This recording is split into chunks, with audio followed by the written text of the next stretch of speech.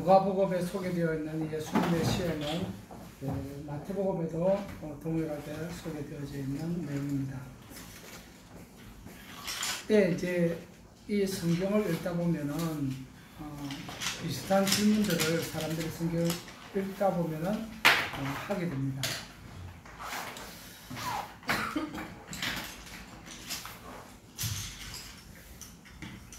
그것은 선악과와 관련된 질문인데, 하나님께서 왜 선악과를 만드셨느냐 에서부터 시작해서 왜 다른 건 다 먹으라 하면서 선악과는 먹지 말라 하셨느냐, 왜 그것 때문에 사람이 시험 들게 하느냐 부터 시작해서 이 선악과와 관련된 다양한 질문들을 하게 됩니다.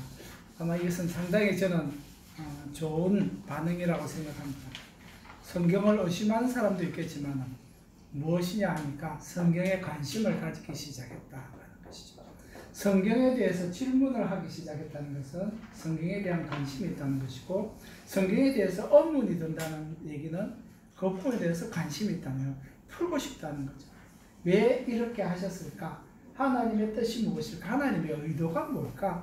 궁금해하는 것 자체가 저는 긍정적이라고 생각합니다. 그래서 성경에 대해서 의문을 가지고 질문하는 것, 그것이 긍정적인 질문이 될 수도 있고 부정적인 질문이 될 수도 있지만, 일단 이렇게 의문을, 질문을 가지고 시작한다는 것은 성경에 대한 관심이 생겼다라는 것으로 생각해 볼 수 있습니다. 그래서 선악과 때문에 사람들이 이제 죄인이 되었고, 에덴 동산에서 쫓겨나게 되었고, 눈물을 흘리면서, 땀을 흘리면서 일을 하게 되었고, 또 여인들은 고통하면서 아이를 낳게 되었고, 이 모든 시작점이 바로 여기에서 출발되었다는 것은 우리는 알게 됩니다. 왜 하나님께서는 이렇게 하셨을까? 왜 먹지 말라고 하셨는데 사람은 그것을 먹었고, 그것 때문에 하나님과 사람과의 관계가 멀어지게 되었을까? 왜 이런 고통이 찾아오게 되었을까? 이런 부분에 대한 답변이 사실은 오늘 누가복음 말씀에도 드러나 있습니다. 그래서 오늘 이 부분에 대해서 우리가 말씀을 보려고 합니다. 선악과와 관련해서 끊임없는 질문들을 쏟아낼 수 있을 것입니다. 선악과뿐만 아니라 이 다양한 이 문제에 대해서, 현안에 대해서, 하나님과 우리의 관계에 대한 많은 질문들을 쏟아낼 수 있을 텐데, 어쨌든 성경에서는 이런 부분에 대해서 우리에게 답을 주고 있다는 것입니다. 이러한 질문들에 대해서 우리가 오늘 읽은 본문에서 예수 그리스도가 받은 시험은 우리에게 소망을 주는 것입니다. 예수님께서 사탄에 대항해서 하셨던 그 모든 대답들과 대응들은 우리에게 소망을 주는 것이라는 것이죠. 예수님께서 시험을 받았지만 그 시험을 이긴 것이 우리에게 희망이 되고 소망이 되는 이유가 여기에 있습니다. 예수님의 시험과 승리가 우리에게 왜 소망이 되는지 오늘 말씀을 통해서 살펴보려고 합니다. 그림 좀 보여주세요. 우리 엄과 곰이라도 볼 수 있게. 자, 무슨 그림인지 이해가 되죠? 이해가 안 되나? 미나는 잘 모르겠나? 자, 이건 오늘 성경에서 읽은 말씀인데, 예수님께서 마귀로부터, 사탄으로부터 시험을 받으십니다. 40일 동안 굶주렸으니까 사탄이 제일 먼저 했던 시험이 뭐지? 40일 동안 굶었으니까 배가 고프겠죠. 그래서 사탄이 예수님 보고 처음 하는 시험이 뭐냐니까, 야, 너 하나님의 아들이면은 이 돌덩이가 떡덩이가 되게 해봐. 쉬울까 어려울까? 모르겠어. 우리가 하려면 어렵지. 우리가 돌덩이를 떡덩이 만드는 건 어렵겠지만, 하나님의 아들이라면 할 수 있을까 없을까? 할 수 있겠지. 당신이 하나님의 아들이라고 하는데, 네가 하나님의 아들이면 이 돌덩이가 떡덩이가 되게 해봐 하고 지금 사탄이 예수님 보고 시험하는 거야. 두 번째 시험은 뭐였나 하니까, 어디로 들어갔지? 자, 두 번째가 이건데, 사탄이 예수님을 높은 산 꼭대기 올라가고 천하 만국을, 온 세상을 다 보여주면서, 나한테 절하면 이 세상의 모든 것, 돈뿐만 아니라 재물과 영광 모든 것 다 나한테 줄게. 왜? 나한테 다 맡겨진 거니까 난 너한테 줄 수 있어. 단 조건 뭐? 네가 나에게 절하면. 형부야, 사탄이 너 보고 너 나한테 절하면 네가 원하는 거 다 줄게 하면 절할래? 왜 안 할 거야? 다 준다는데. 색연필도 주고 좋은 책도 주고 멋있는 책도 주고 다 줄 건데 안 할 거야? 자, 세 번째 시험은 뭐냐니까 성경 꼭대기로 데리고 올라가서 자, 너 하나님의 아들이면 여기서 한번 뛰어내려봐. 성경에 기록됐는데 하나님께서 천사들을 보내셔가지고 떨어져도 안 다치게 지켜주신다고 그랬어. 뛰어내려봐. 네가 하나님의 아들이라면. 하나님의 아들이면 떨어지면 죽으면 될까 안 될까? 안 죽겠지. 떨어져도 안 죽겠지, 하나님의 아들이면. 근데 예수님은 안 떨어졌어. 대신에 말씀을 하셨어. 그래서 사탄이 이 세 가지 시험을 했지만은 예수님은 그때마다 말씀만 하셨어. 하나님의 아들이어서 돌덩이 떡덩이 되게 할 수도 있고 뛰어내려도 뭐 천사가 받들어줘서 안 다치겠지만 예수님께서는 사탄이 하라고 하는 대로 하지 않으셨던 거지. 어떻게 하셨다? 기록된 하나님의 말씀으로 하십니다. 사람이 떡으로만 살 것이 아니요 하나님의 입에서 나오는 말씀으로 살 것이다. 하나님께만 예배하라고 그랬다. 나한테 절 못해. 홍구야, 너는 왜 절 못해? 사탄한테? 하나님께만 예배해야 되기 때문에. 그치? 세 번째는 하나님 지켜주신다고 약속했는데 떨어져봐. 하나님의 아들인데 뭐 떨어지겠어요? 떨어져도 죽겠어요? 근데 예수님께서는 하나님 시험하지 마라 그랬다. 시험하지 마. 테스트하지 마, 하나님을. 그렇게 말씀으로 이겨내셨다는 것이죠. 하나님은 이 세상을 정말 아름답게 창조하셨습니다. 지구를 아름답게 지구뿐만 아니라 이 우주가 너무너무 아름다운 거죠.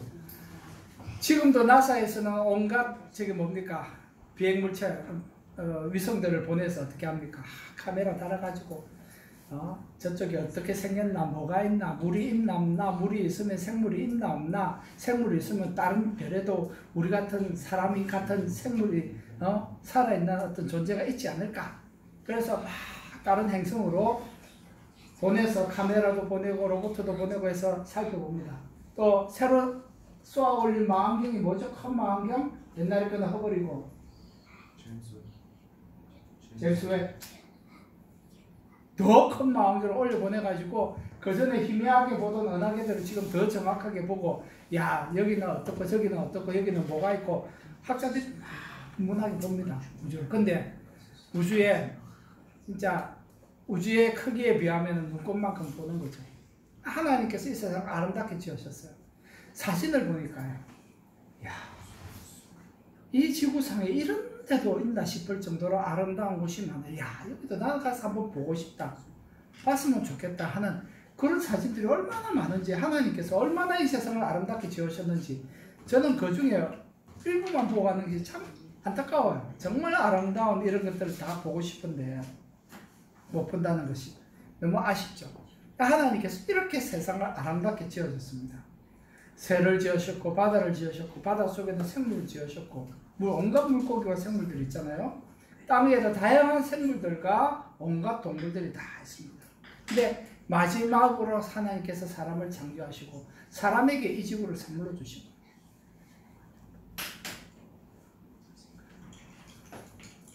부모님이 살던 집이 있다면 그 살던 집을 자녀에게 물려주잖아요. 그 살던 집을 물려받게 됩니다. 하나님께서 이 세상을 다 지으시고 사람에게 주셨어요. 하나님께서 우리 사람에게 이 세상을 주시면서 이것을 잘 사용하라고 주셨습니다. 이 세상을 만드신 분이 누구신지 모든 사람들로 하여금 알게 하라 하는 것이 하나님께서 우리에게 주신 부탁이죠. 사람들이 하나님이 누구신지 모르니까 어떻게 합니까? 이 땅 주인은 나야. 여기서 여기까지는 내 것이야. 얘기하는데 저는 그래서 그게 이상한 거예요. 하나님은 한 번도 이 땅을 누구에게 팔았다고 하신 적이 없는데 그룹의 회장님한테 이 땅을 팔았다고 말씀하신 적이 없는데 다 자기 땅이래요. 하나님께서 우리에게 이 세상을 선물로 주신 거예요. 이 세상을 다스리라고. 처음 하나님께서 사람에게 이 세상을 만들어 주셨을 때 이 세상에 부족함이 없는 그야말로 풍성한 세상이었습니다. 그런데 그 다음 부탁이 아담과 하와뿐만 아니라 우리 모두에게 깊은 영향을 미치게 됐죠. 생육하고 번성하여 땅에 충만하라 라는 말씀은 큰 문제가 없어 보입니다. 그런데 하나 걸렸잖아요. 어디서 걸렸습니까? 딱 한 가지 금하셨잖아요. 금지하셨잖아요. 무엇을 금지하셨죠? 다 먹어도 좋고 다 해도 좋은데 하나는 안 돼. 선악을 알게 하는 나무의 과실은 먹지 말라. 잘 아는 구절이지만은 자 한번 보겠습니다. 창세기 3장 1절에 보면은 뱀이 와서 이제 여자에게 시험하잖아요. 이렇게 묻습니다. 너희에게 동산 모든 나무의 열매를 먹지 말라 하시더라. 질문이 좀 교묘합니다. 저 선악과를 먹지 말라 하더냐라고 묻지 않고 동산 모든 나무의 열매를 먹지 말라 하더냐. 이게 뭐라 그러죠? 유도신문이라고. 뱀이 하와를 유도해서 신문하는 거예요. 그래서 하와가 대답하기를 우리 다 먹을 수 있어. 근데 동상 중앙에 있는 나무의 열매는 하나님 말씀에 너는 먹지도 말고 만지지도 말라. 너희가 죽을까 하노라 말했다. 아마 하와는 죽음이 뭔지 몰랐기 때문에 죽음에 대한 부분에 대해서 좀 자신이 없었던 것 같아요. 죽을까 하노라 하셨다. 어쨌든 하나님 먹지 말라 하셨다. 이건 알고 있었다는 거죠. 근데 뱀이 여자에게 뭐라고 얘기합니까? 너희가 결코 죽지 아니하리라. 하나님께서는 너희가 반드시 죽는다. 캐시니클레 엘리오스미스 했는데 뱀은 캐시니클레 엘메스미스 절대로 안 죽는다. 오히려 뭐라고 얘기하니까 너희가 그것을 먹는 날에는 눈이 밝아져서 선악을 구별하는 일에 하나님과 똑같이 된다. 하나님과 똑같이 된다. 이것이 굉장한 유혹이었던 거죠. 그래서 하하가 보니까 어때요? 본적 먹음직도 하고 보암직도 하고 지혜롭게 할 만큼 탐스럽게 보였던 것입니다. 그래서 어떻게 합니까? 먹은 거죠. 우리는 본능적으로 시험에 대해서는 저항감이 있습니다. 시험 친다 그러면 부담이 있고 저항감이 있습니다. 나를 테스트한다 그러면 생각이 달라지죠. 그런데 그 내용이 뭐든지 간에 금지한다. 너 하지마 하면은 어떻게 됩니까? 하고 싶으시죠. 시험은 피하고 싶고 하지 말라고 하는 것은 뭘까? 호기심을 발동합니다. 담배 피우지 마. 내 나이에 술 먹으면 안 돼. 여자친구 사귀고 돌아다니고 그러면 안 돼. 그렇게 얘기하는데 아이들은 어떤가요? 그게 뭘까? 굉장히 궁금해지는 거예요. 담배 맛이 어떨까? 술 맛이 어떨까? 궁금해지는 거예요. 하지 말라고 하는 것은 그게 뭘까? 한번 해보고 싶다 하는 이런 호기심이 발동하게 됩니다. 왜 하면 안 되지? 해도 될 것 같아요. 몇 년 전에 모세가 저에게 하나님은 왜 선악과를 먹지 말라고 하셨습니까? 라고 저에게 질문한 적이 있습니다. 모세야 기억하니? 여자친구 만나지 말랬다고. 모세야 기억하니? 왜 선악과를 먹으면 안 돼요? 하고 나한테 질문했던 적이 있는데 기억나니? 안 나지? 그 질문을 받고 저는 기뻤습니다. 이 녀석이 성경에 호기심이 생겼구나. 왜 하지 말라는 것에 대해서는 호기심이 생기잖아요. 그래서 제가 모세한테 되물었습니다. 세상에 시험이 있으면 없으면 좋을까? 모세야, 세상에 시험이 없으면 좋겠지. 해너가, 그지? 참 스트레스다. 시험이라는 건 누구한테든 다 스트레스. 없으면 좋을 것 같아요. 저도 공감합니다. 나도 공감해요. 나도 그걸 시험을 많이 쳐봤으니까. 시험은 확실히 스트레스예요.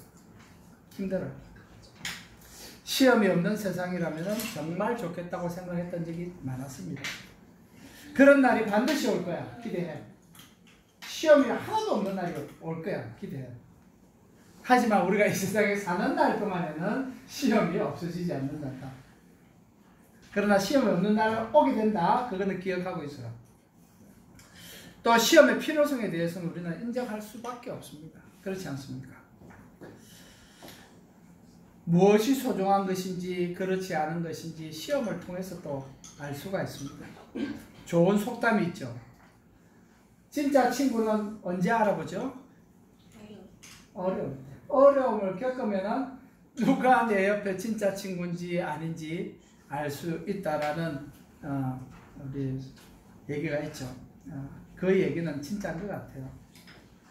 바꿔 말하면은 시험을 통과해봐야 진짜와 가짜를 알 수 있다. 검도 금을 찾으면 그게 금으로 보입니까? 금을 아는 사람 눈에는 금으로 보이지만 우리가 만약에 금맥을 봤다 해도 그게 금인지 잘 모를 거예요. 어디를 통과해야 진짜 금으로서의 가치를 가지게 됩니까? 따가운 불에다가 녹여야 됩니다. 일정한 불에다가 그 돌을 녹여야 금만 녹아서 나오게 돼서 그 순금을 얻을 수가 있습니다. 시험을 통과해봐야 진짜와 가짜를 알 수 있습니다. 시험을 통과해봐야 내 사랑이 진짜인지 아닌지를 알 수가 있습니다. 하나님이 나를 사랑하느냐 아니냐가 아니라 하나님을 향한 나의 사랑이 진짜냐 아니냐를 알 수 있는 거죠. 그래서 하나님께서 아브라함을 시험하신 거 아닙니까? 하나님께서 내가 하나님을 얼마나 사랑하는지 하나님께서 궁금하시겠지만 하나님께서 굳이 시험을 하지 않아도 하나님께서는 아실 수 있는 거죠. 근데 문제는 내가 하나님을 얼마나 사랑하는지 잘 모른다는 거예요. 나는 자신 있어라고 말할지 모르겠지만 시험을 통과해보기 전에는 하나님을 향한 나의 사랑이 어느 정도인지 가늠하기 어렵다. 어려울 때는 다 좋습니다. 근데 문제, 시험을 만나면은 사람의 태도가 달라져요. 그래서 테스트를 해봐야 정확한 게 알 수가 있습니다. 선악과는 하나님께서 하나님에 대한 우리의 사랑이 궁금해서 남겨두신 것이 아니에요. 선악과는 곧 생명나무입니다. 하나님의 계획은 영원하고 풍성한 양식을 우리에게 주시기 위해서 선악과를 만드셨어요. 선악과는 우리를 시험하기 위해서 만드신 것이 아니라 하나님께서 우리에게 영원한 양식을 주기 위해서 만드신 거예요. 아담과 하와의 불신종 위에 선악과는 생명나무로 소개됩니다. 아담과 하와가 시험 받을 때까지만 선악과고 그들이 쫓겨날 때 보면 더 이상 선악과 얘기는 없고 무슨 나무가 나오냐니까 생명나무라고 이름이 바뀌어집니다. 보세요. 창세기 3장 24절에 보면은 이같이 하나님이 그 사람을 쫓아내시고 에덴 동산 동쪽에 그룹들과 두루 도는 불칼을 두어 생명나무의 길을 지키게 하시니라. 선악과를 지키게 하시니라고 안 써져 있어요. 생명나무와 선악과가 따로 있느냐? 그렇게 해서 이해할 수 있는 부분들도 있습니다. 근데 하나님께서 따로 생명나무에 대해서 말씀하신 적이 없고 선악과 얘기 이후에 성경은 생명나무라고 기록하고 있는 것을 볼 수가 있습니다. 이 열매는 우리가 천국에서 하나님과 함께 영원히 먹어야 할 열매입니다. 보세요. 그들이 쫓겨날 때 분명히 생명나무였죠. 에덴 동산에 생명나무가 있는 것으로 설명되고 있잖아요. 이 땅에 생명나무가 있던 것으로 설명하고 있습니다. 창세기 3장 24절에. 그런데 그 다음 생명나무는 어디서 등장하냐니까 요한계시록에서 우리가 볼 수 있습니다. 바로 그것은 우리가 천국에 가서 하나님과 함께 영원토록 먹게 되는 열매예요. 영원히 함께 먹는 열매가 생명나무에서 나는 열매입니다. 선악과 즉 생명나무의 열매가 우리에게 필요한 것이었기 때문에 하나님께서 우리에게 선물로 주셨어요. 선악과를 먹게 될 때가 있는 거죠. 근데 하나님께서 에덴 동산에서 아담과 하와를 두셨던 그 당시에는 아직까지는 아니었던 것이죠. 때가 되면 먹을 수 있지만 지금은 하나님께서 먹지 말라고 검해 두신 거였습니다. 그때까지는 하나님의 말씀에 순종하며 기다려야만 되는 거죠. 하나님께서 우리에게 생명나무의 열매로서 우리가 먹게 할 때까지는 그것을 남겨두어야만 했던 거예요. 그래서 하나님께서 금지시켰던 겁니다. 요한계시록 22장 2절에 보면은 길 가운데로 흐르더라 강좌우에 생명나무가 있어 12가지 열매를 맺되 달마다 그 열매를 맺고 그 나무 잎사귀들은 만국을 치료하기 위하여 있더라. 그리고 14절에 보면 22장 14절에 보면은 자기 두루마기를 빠는 자들은 복이 있으니 이는 그들이 생명나무에 나아가며 문들을 통하여 성에 들어갈 권세를 얻으려 함이라. 생명나무 열매는 우리는 나무를 우리는 하나님 나라 천국에 가면은 그것을 먹게 된다는 거예요. 그것은 창세기 3장 24절에는 분명히 에덴 동산에 있던 거예요. 생명나무의 길을 지키게 하셨다는 거죠. 그래서 하나님께서 죄인으로서는 거듭나지 아니한 사람으로서는 그것을 먹지 못하도록 하나님께서 제한적으로 두셨던 거예요. 그래서 때가 되기까지는 우리가 지금 이야기로는 주님께서 다시 재림하시고 우리가 하늘나라에 들어갈 때까지는 그것을 먹어서는 안 되는 것이겠죠. 그래서 하나님께서 그것을 그곳에다 옮겨 놓으신 거예요. 그런데 우리가 하나님에 대한 사랑을 행동으로 나타내 보이지 않음으로써 우리의 사랑은 부족하고 거짓된 것으로 드러납니다. 왜? 하나님 먹지 마라 했는데 먹었잖아. 하나님에 대한 사랑이 충분하지 않은 거죠. 하나님에 대한 신뢰가 없었다는 얘기입니다. 왜? 뱀의 말은 신뢰할 만했는데 하나님의 말씀은 신뢰하지 못했다는 것이. 왜? 뱀의 말이 더 사실같이 들렸던 거죠. 그래서 하나님의 말씀은 먹지 말라였고 뱀은 먹어도 된다였습니다. 정말 하나님을 사랑했더라면 하나님의 말씀대로 안 먹어야 되는데 그것이 아무리 맛있다고 하더라도 그것이 아무리 지혜롭게 한다고 할지라도 하나님께서 원하시지 않은 것이라고 분명히 말씀하셨기 때문에 아담과 하와는 먹지 않는 것이 행동으로서 하나님의 말씀을 실천하는 것이고 그렇게 함으로써 행동으로 저는 하나님을 더 신뢰하고 사랑합니다를 나타내 보여야만 했던 것이었죠. 근데 그것을 포기하고 뱀의 말에 순종함으로써 뱀의 말을 따름으로써 하나님보다는 뱀을 더 신뢰하는 쪽을 택했던 겁니다. 그러므로써 하나님에 대한 아담과 하와의 사랑은 부족한 것으로 드러나고 말한 거예요. 그리고 그로부터 태어난 우리 인류는 모든 사람은 뭡니까? 다 똑같은 죄인이 되고 말한 것입니다. 죄인의 자손이 되었습니다. 만약에 우리의 상황이 여기에서 끝난다면 이것처럼 억울하고 비참한 것이 없을 겁니다. 왜? 내가 참여하지도 않은 일에 나도 함께 저주를 받았기 때문입니다. 내가 짓지도 않은 죄 때문에 내가 죄인이 된 것. 태어날 때부터 나는 죄인이 되어버린 것입니다. 엄구와 미나는 태어나면서부터 엄마 아빠의 아들, 딸이 되어버린 거예요. 자기가 선택할 겨를도 없었어요. 그냥 태어나서 선택할 수가 없었어요. 태어났을 때 이미 결정되어버린 거예요.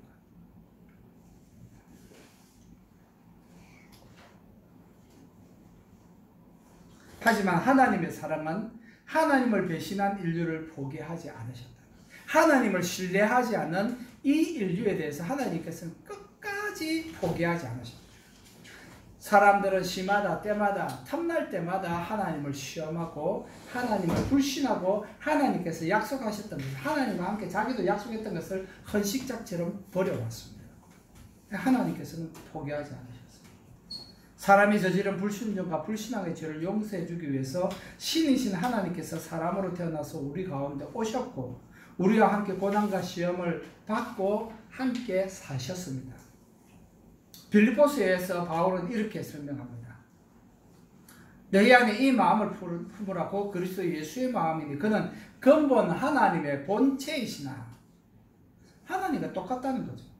하나님과 동등됨을 취할 것으로 여기지 아니하시고 하나님이시지만 나도 하나님인데 라고 그렇게 생각하지 않으셨다는 것이죠.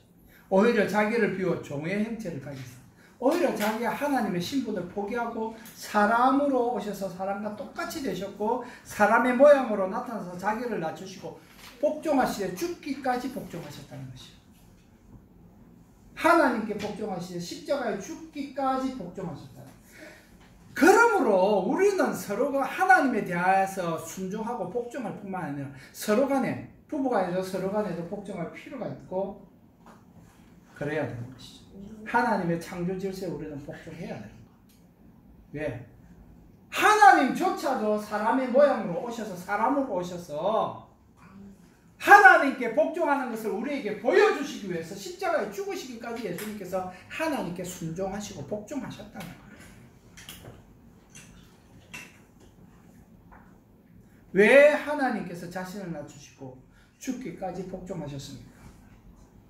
그것은 최초의 사람들이 하나님께 복종하지 않았기 때문에, 순종하지 않았기 때문에 죄가 이 세상에 들어왔기 때문에. 그래서 하나님께 순종하는, 하나님 말씀에 복종하는 것이 얼마나 중요한 것인지를 보여주시기 위해서 예수님께서 직접 하나님께 어떻게 복종해야 되는지를 보여주셨는데, 그 십자가에 죽기까지 자신을 하나님께 복종시켰다는 거예요.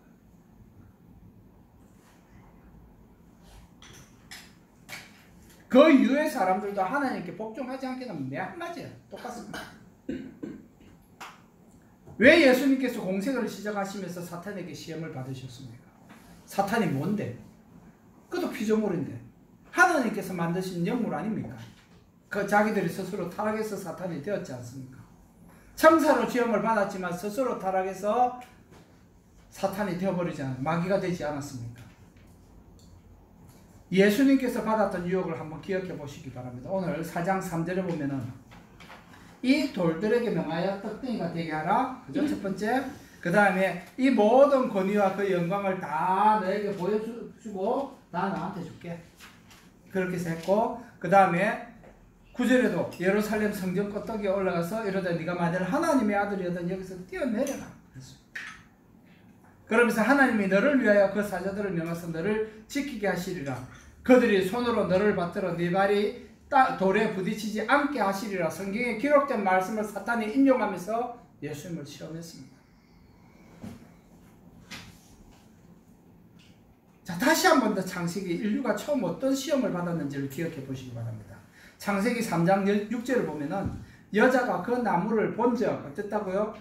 먹음직도 하고 보암직도 하고 지혜롭게 할 만큼 탐스럽기도 한지라 그랬습니다.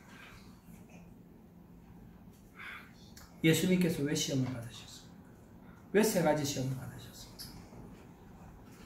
왜 마귀에게서 시험을 받으셨습니까? 그것은 우리를 사랑하기 때문에 예수님께서 사람이 되셔서 사탄의 시험을 받으셨습니다. 여러분 한번 생각해보세요. 여러분 선생님이잖아요. 선생님인데 학생이 선생님을 테스트한다고 생각해보세요. 기분 좋습니까? 학생이 선생님, 당신 선생님 자격 있나 없나 한번 봅시다. 내가 한번 테스트 해볼게요. 학생이 선생님 보고 선생님 자격 있나 없나 테스트 한다 그러면 여러분 기분이 좋겠습니까? 있을 수 없는 일이잖아요. 사탄이 피조물인데 하나님이신 예수님에게 자기 시험을 하겠다는 거야. 네가 하나님의 아들인지 아닌지 한번 보자. 얼마나 가소롭습니까? 예수님께서 그것을 받아주세요. 하나님으로서 받는 것이 아니라 이 땅에 오신 사람으로서 사람의 입을 입었기 때문에 사람으로서 사탄의 시험을 우리가 받는 그 시험들을 예수님께서 받으시는 거예요. 받으시는 거예요.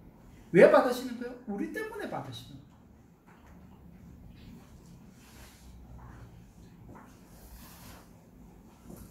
첫 아담이 실패한 것을 마지막 아담이신 예수님께서 그 시험을 이김으로써 예수 그리스도 안에서 우리를 다시 회복시켜 주시기 위해서 받으신 겁니다. 첫 아담은 시험에 어떻게 했습니까? 실패했나요? 성공했나요? 실패했잖아요. 하나님 말씀대로 안 하고 사탄의 말을 따라서 했어요. 실패했어요. 그 실패 때문에 모든 인류가 어떻게 됐습니까? 다 죄인이 된 겁니다. 근데 마지막 아담이신 예수님께서 오셔서 첫 아담이 실패한 그 시험을 무너뜨리고 새롭게 하시는 거예요. 첫 아담은 실패했지만 마지막 아담은 예수 그리스도께서 이겨내심으로써 무엇으로? 말씀을, 하나님의 말씀으로 이겨내심. 하나님 아들의 능력으로서가 아니라 기록된 하나님의 말씀으로서 그 말씀을 선포함으로 사탄을 이겨내심으로 말미암아 우리에게 소망을 주는 거예요. 왜? 우리에게 주어진 하나님의 말씀으로 사탄의 모든 유혹을 이길 수 있다는 것을 예수님께서 보여주시는 거예요. 예수님께서 하나님이시지만 그 피조물한테 시험을 받으시면서 그 어떤 면에서는 능력을 받으시면서 우리가 받아야 될 그 시험들을 예수님께서 어떻게 이겨낼 수 있는지를 보여주시는 거예요. 그러면서 우리를 다시 그리스도 안에서 회복시켜줘요. 다시 이전의 상태.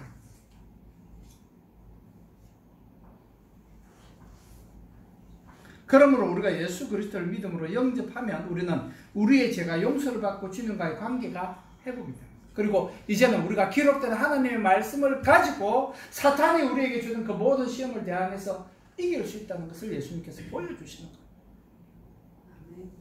왜 예수님께서 돌덩이가 떡덩이 되게 아이고 가소롭다 하실 수 있잖아요. 하나님의 아들인데 거기서 뛰어내린다고 예수님께서 죽으시겠습니까? 그럴 필요도 없는 것이죠.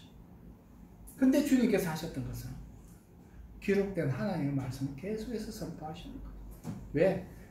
이 말씀이 곧 능력이니까. 말씀이다.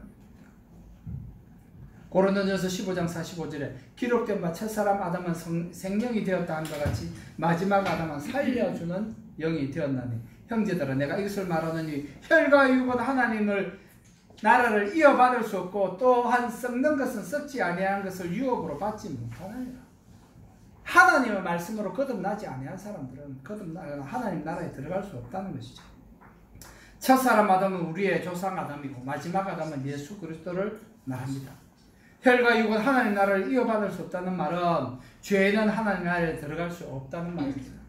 그래서 아담과 하와가 생명나무 그 선악과를 다시 먹을 수 없게 된 것은 죄인이 되었기 때문에 먹을 수 없는 것이고 먹어서도 안 되는 것이고 앉아 마지막에 하나님 나라에 들어갔을 때에 우리는 그 열매를 먹을 수 있는 거예요. 영원히 하나님께 교제할 수 있는 우리가 완전히 새롭게 된 그때에 우리는 그 열매를 먹을 수 있는 것입니다. 죄인은 하나님 나라에 들어갈 수 없고 생명나무의 열매를 먹을 수 없습니다. 죄인인 채로 영원히 사는 것은 지옥밖에 없습니다. 죄인인 채로 영원히 살 수 있는 것은 지옥밖에 없습니다. 마지막 날에 죄인도 의인도 다 부활할 거예요. 의인만 부활 안 합니다. 죄인도 부활합니다. 왜? 죽음조차도 죽어버렸기 때문에 더 이상 죽음이 없습니다. 근데 뭐가 다릅니까? 의인은 천국에서 영원히 살 것이고 죄인은 지옥에서 영원히 살 거예요. 장소가 다릅니다. 예수 그리스도를 통해서 죄 씻음 받은 자만이 의인으로서 영원히 살 수 있도록 하기 위해서 그렇게 초청받은 사람만이 천국에서 그 생명나무 가시를 먹을 수 있게 하기 위해서인 거죠.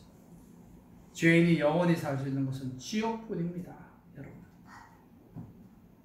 그래서 하나님께서는 아담과 인류를 위해서 그 선악과를 치워두신 거예요.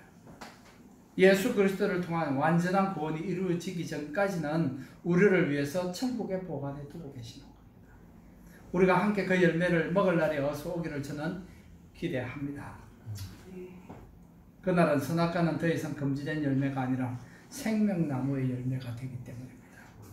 첫사람 아담이 실패한 것을 마지막 아담이신 예수님께서 시험을 물리치고 말씀으로 이겨내셨기 때문에 이제 우리는 저주 아래에 있지 않게 되었습니다.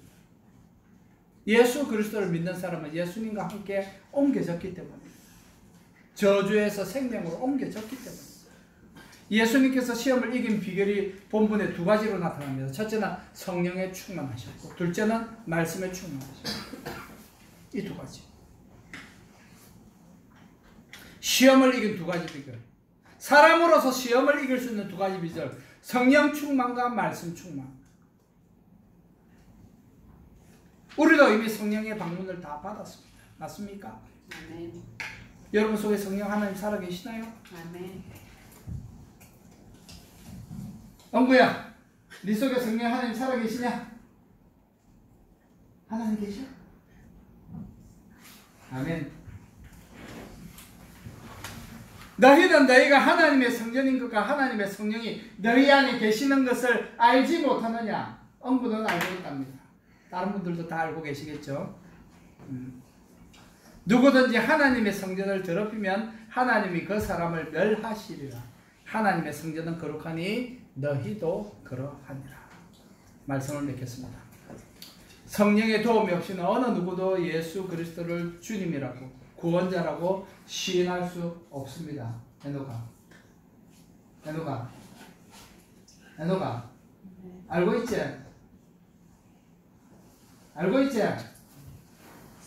알고 있어야 됩니다. 잊어버리면 안 됩니다. 성령이 우리에게 방문하셨기 때문에 우리는 예수 그리스도를 구원자로 나의 왕으로 인정하고 받아들이고 믿게 된 것입니다. 이것은 우리 삶을 그리스도와 함께 하기로 동의한 겁니다. 동의한 겁니다. 예수 그리스도의 말씀대로 하나님의 말씀대로 살겠습니다라고 동의한 겁니다. 내 마음에 들면 하고 안 들면 안 하겠습니다. 그런 뜻이 아니에요. 무조건 순종입니다. 예수님께서 죽기까지 하나님께 순종한 것처럼 우리도 하나님의 말씀에 무조건 순종하기로 복종하기로 동의한 거예요. 예수 그리스도를 믿는다는 거는. 내가 원하면 하고 내가 불편하면 안 하고 내가 잘 하기 싫으면 안 하고 그런 조건문이 아니에요. 무조건 순종이에요. 죽기까지 순종입니다. 그래서 예수님께서는 팔복에 대해서 말씀하시면서 내 이름으로 너희를 욕하고 능욕하고 하더라도 어떻게 해요? 그 사람은 복이다. 죽도록 충성하라. 그리하면 내가 생명의 물욕을 주겠다. 죽기까지 복종하는 것이 신앙이에요. 하나님의 뜻이고 하나님의 말씀이라면 우리는 내 목숨을 내어놓더라도 그에게 순종하는 것이 신앙이라는 거예요.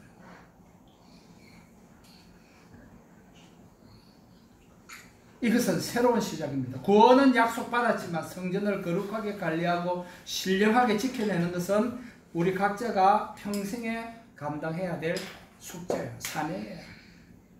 사는 날 동안에 해야 됩니다. 청소해야 됩니다. 이사한 집에 뭐 그날만 청소하면 됩니까? 살면서 계속 해야 되잖아요. 더 빛나고 더 반질반질하게 더 청결하기 위해서는 더 자주 해야 돼요. 그럼 우리의 영혼 관리도 내 몸 관리도 마찬가지입니다. 내 영혼과 육인데 살아있는 날 동안은 이 육체 속에 같이 있잖아요. 내 아이의 영혼과 육신이 같이 삽니다. 같이 있어요. 같이 관리해야 돼요. 머리 관리하고 손톱 관리하고 뭐 몸 관리하고 향수 뿌리고 이것이 다가 내 영혼을 관리해야 돼. 영의 양식으로 나를 살찌워야 돼. 그리고 그 먹은 그 영혼의 양식으로 하나님의 말씀으로 내 마음을 내 몸을 거기에 복종시키는 것이 내 영혼을 관리하는 거예요. 그것이 거룩한 거예요. 그것이 거룩합니다. 거룩하게 되는 기회는 우리가 다 부여받았습니다. 믿음으로서 감사하게도 우리에게는 거룩할 수 있는 기회가 주어졌습니다. 이제 나의 모든 영역에 이 거룩함을 지키고 나타내는 것은 전적으로 이제 나에게 달려 있는 거예요. 물론 주님의 은혜가 필요하지만 내가 결단하고 그렇게 살아내야 됩니다. 그러나 이제는 나 혼자가 아닙니다. 누가 계시죠? 성령께서 내 속에서 나를 다스리고 계시는 거예요. 우리는 이것을 잊어버리지 말아야 됩니다. 우리는 자주 잊어버리잖아요. 외로워서 못 살겠어요. 나 혼자인 것 같아. 우리는 하나님께서 나와 함께하고 있다는 사실, 성령께서 내 몸속에 함께 들어와 계신다는 사실을 잊어버려요. 외롭고 고독하고 나 혼자라는 거예요. 버려진 것 같다는 거예요. 남편도 아내도 자식도 다 나하고는 마지막 걱정의 순간 나 혼자인 것 맞습니다. 어쩌면. 근데 그 앞에 누가 계시는 거예요? 성령 하나님께서 나와 함께 있다는 사실을 나는 감각하는 거예요. 결론은 자기의 신앙생활은 자기가 혼자 해. 남편이 해줄 수도 아내도 해줄 수도 아이들이 해줄 수도 없어요. 부모가 대신해 줄 수도 없습니다. 자기가 해야 돼. 근데 자기가 해야 되지만 거기에 누가 계시는 거예요? 하나님께서 나와 함께 하시는 거예요. 이 사실을 잊으면 안 돼요. 나 혼자라는 것까지는 맞는데 거기서 멈추면 안 되는 거죠. 하나님께서 나와 함께 하신다. 언제나. 이것을 잊지 말아야 합니다. 그래서 우리는 이 성령 충만함을 위하여 성경을 읽고 알아가야 합니다. 성경을 읽는다고 저절로 거룩해지는 것은 아니지만 거룩해지기 위해서는 성경을 읽고 아는 것은 필수적입니다. 필수예요. 이건 필수예요. 우리가 함께 성령으로 충만해지기를 간절히 원합니다. 예수님께서 놀라운 기적이나 능력으로 사탄을 물리치지 않았음을 다시 일념하시기 바랍니다. 다시 오늘 본문 잘 읽어보십시오. 예수님께서 능력을 행하시지 않았습니다. 기록되었을 때. 우리도 주님과 같이 하나님의 기록된 말씀을 선포함으로써 마귀를 이길 수 있다는 것을, 유혹을 이겨낼 수 있다는 것을 보여주시는 것입니다. 이 사실을 확인해 주는 말씀이 있습니다. 바로 누가복음 10장 17절과 19절인데 70인 예수님께서 저희들 보내셨잖아요. 기뻐하며 돌아와 이르되 주의 이름이면 귀신들도 우리에게 항복하되 우리에게 항복하더이다. 아니야. 주의 이름을 선포하는 순간에 귀신들도 항복하고 가더라는 겁니다. 그 예수님께서 뭐라고 말씀하시냐? 누가복음 10장 19절에 내가 너희에게 뱀과 전갈을 밟으며, 이 뱀이 등장하는 게 주의하시기 바랍니다. 내가 너희에게 뱀과 전갈을 밟으며 원수의 모든 능력을 제할 권능을 주었으니, 주셨다. 너희를 해칠 자가 결코 없어요. 왜? 우리는 예수 그리스도의 이름의 능력을 믿으니까 우리에게 그 능력이 주어졌다는 거예요. 예수 그리스도의 이름을 믿는 능력, 예수 그리스도의 이름, 그 능력의 이름이 내게 주어졌다는 것이, 그 이름이 내게 주어졌다는 것은 능력도 같이 주어졌다는 겁니다. 예수 그리스도의 이름의 능력이 우리에게 주어졌다는 것이. 그러므로 우리에게 어떠한 시험이 오더라도 이겨낼 수 있는 성령과 말씀의 충만함이 있기를 바랍니다. 아멘. 조건은 다 주어졌습니다.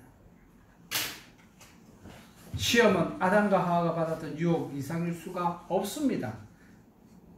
하나님과 같이 되고자 하는 마음, 뭔가 더 나아지고자 하는 마음, 그 유혹하는 마음보다 하나님의 말씀을 선택할 것이냐 아니면 다른 조건을 선택할 것이냐, 둘 중에 하나를 선택하는 것 이상의 유혹은 없습니다. 아무리 그 유혹이 강렬하고 견고할지라도 둘 중에 하나예요. 하나님의 말씀대로 살 것이냐, 그렇지 않은 것을 선택할 것이냐, 둘 중에 하나. 유혹, 우리에게 주어진 시험은 이것보다 더 큰 시험은 없습니다. 다른 시험 없습니다. 둘 중에 하나. 그러므로 마지막으로도 사도 요한의 권면을 여러분들에게 읽어드리고 말씀을 마치겠습니다. 하나님을 사랑하고 그 말씀을 지키는 것이 곧 모든 시험을 이길 수 있는 능력이 됩니다. 사도 요한은 요한일서 2장 14절에 이렇게 얘기합니다. 아이들아, 내가 너희에게 쓴 것은 너희가 아버지를 알았으며 아비로 내가 너희에게 쓴 것은 너희가 태초부터 계신 일을 알았으며 청년들아, 내가 너희에게 쓴 것은 너희가 강하고 하나님의 말씀이 너희 안에 거하시며 너희가 흉악한 자를 이기었습니다.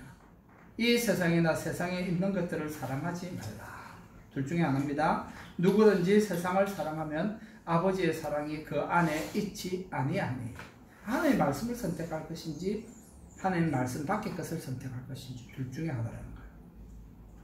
누구든지 세상을 사랑하면 아버지의 사랑이 그 안에 있지 아니하니. 이는 세상에 있는 모든 것이 육신의 정욕과 안목의 정욕과 이생의 자랑이니 다 아버지께로부터 온 것이 아니요 세상으로부터 온 것이. 여기서 세상은 마귀를 얘기하는 겁니다. 이 세상도 그 정욕도 지나가되 오직 하나님의 뜻을 행하는 자는 영원히 거하느니라. 아멘. 기도합시다. 사랑하는 주님, 은혜를 감사합니다. 이 세상도 그 정욕도 지나가되 오직 하나님의 뜻을 행하는 자는 영원히 거한다고 하신 말씀 기억하기를 원합니다. 하나님의 말씀을 선택하든지 마귀가 주는 유혹을 선택하든지 둘 중에 하나입니다. 우리는 항상 하나님의 말씀 편에 서는 자를 선택하였습니다. 이미 우리의 마음은 달라지지 않을 것입니다. 주님, 우리의 이 선택이 복되게 하시고 이 선택 때문에 우리가 때로는 고난을 받고 어려움을 만나고 억울한 일을 만난다고 할지라도 오히려 하나님의 말씀을 선택하고 영원한 생명을 선택한 것에 대한 후회함이 없게 하시고 이 땅에 사는 날 동안 하나님의 말씀대로 섬겨내며 복종하는 은혜가 있게 하여 주옵소서. 우리를 복주신 주님을 찬양합니다. 주님의 말씀에 복종하는 내 생애가 주님의 이름을 찬양하는 예배가 되기 원합니다. 그러므로 주님 홀로 영광과 찬송을 받으시옵소서. 예수님 이름으로 감사하며 기도합니다. 아멘.